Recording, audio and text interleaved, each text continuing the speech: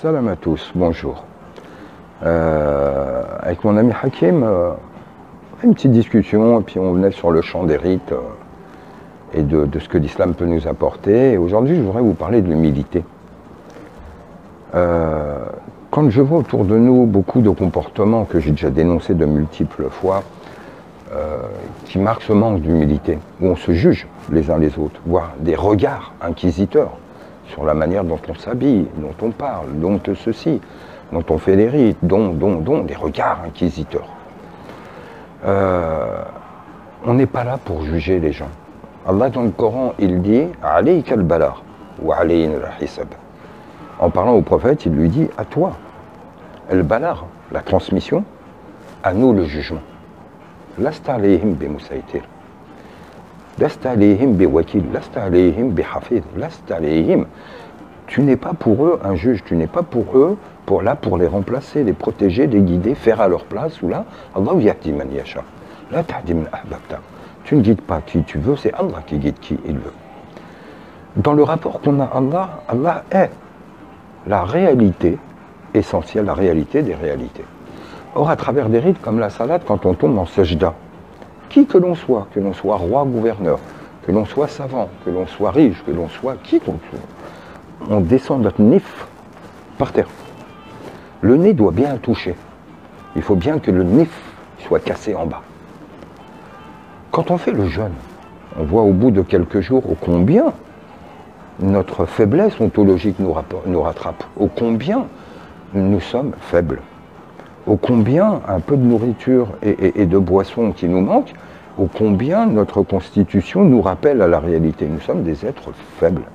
Nous sommes faibles.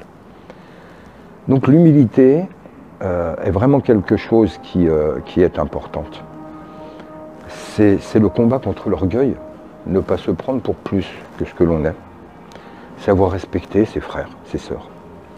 Vous savez, dans la vie, quand on faute, qu'on fait des erreurs, que l'on pêche, or tout être humain, kullu bani adam, tout être humain, faute, pêche, jusqu'au prophète, là aussi c'est un dogme éculé qui est humain, que tous les prophètes sont soumis, ils sont impeccables, ils fautent jamais. C'est faux. Le Coran nous dit l'inverse. Ils ne fautent pas dans le cadre de la prophétie où ils sont pris en main par Allah, mais en tant qu'humains. Non, bien sûr, le prophète a été corrigé combien de fois?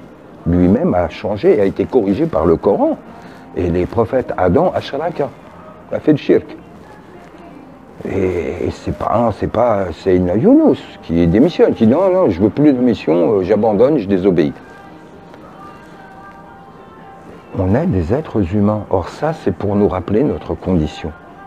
Or à chaque fois qu'on va faire ces erreurs, nous, êtres humains, que l'on glisse, que l'on tombe, qu'on a honte, qu'on aimerait que ça ne se sache pas, en fait, ça nous ramène à notre nature ontologique. Au moment où nous-mêmes, on a fauté, on a chuté, vous savez qu'il y a un grand bénéfice. Parce qu'on ne juge plus les autres. Les juger, ce serait d'abord honnêtement se juger soi-même et se dire comment est-ce que je jugerais mon frère pour une faute alors que moi j'ai peut-être fait pire. Qu'est-ce que nous dit le prophète? Souhaitez pour votre frère ce que vous aimeriez pour vous-même. Quand il fait une faute, vous aimeriez que votre faute soit pardonnée. Vous aimeriez qu'elle ne soit pas éventée et racontée à tout le monde. Vous n'aimeriez pas que ce soit une occasion pour vous d'avilissement, voire de la fermeture de la porte de Dieu. Souhaitez-le pour votre prochain également, pour votre frère, souhaitez-le. On est tous des êtres humains. L'humilité est importante. Et vous savez, Allah a un verset qui est important et qui vient contredire justement tout ce mouvement wahhabo-salafi qui vous envoie en enfer, mais alors pour un oui, pour un non. Le verset, il dit « La taqnatu min rahmatillah, inna Allah yaghfiru dhunuba jami'a » Ne désespérez jamais de la miséricorde d'Allah. Allah peut pardonner tous les péchés. Jamais à tous les péchés. Donc ce n'est pas une licence à pécher. Mais par contre, c'est cependant ne jamais perdre espoir. La miséricorde d'Allah est infinie. On cherche à se réformer tous les jours et on y va à notre rythme avec nos possibilités. Or tous, autant que nous soyons, on n'est pas passé de 0 à 10. C'est long, ça prend une vie, c'est un marathon, une voie spirituelle. Là, une éducation de l'âme, c'est une vie. Donc oui, de l'humilité, beaucoup d'humilité, beaucoup d'humilité. Savoir, comment il dit, Yamshauna haunan fil ard. Les gens d'Allah, ils marchent sur terre avec simplicité, humilité, sobriété, anonyme. C'est un acte important. Hein. C'est avant tout ça qui nous ouvre les portes de la miséricorde d'Allah. Qu'Allah fasse de nous des gens humbles. Ma salam. Allahumma salli ala Muhammad.